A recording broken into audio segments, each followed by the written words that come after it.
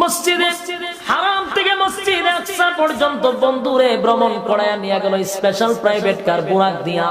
সেখানে গিয়া বাইতুল মুকাদ্দাস ফিলিস্তিনে আকসা মসজিদ, যেটার জন্য মুসলমানরা রক্ত দিতেছে, সেই মসজিদে অসংখ্য অগণিত লক্ষাধিকের উপরে নবী রাসূলগণকে আল্লাহ একত্রিত করছেন।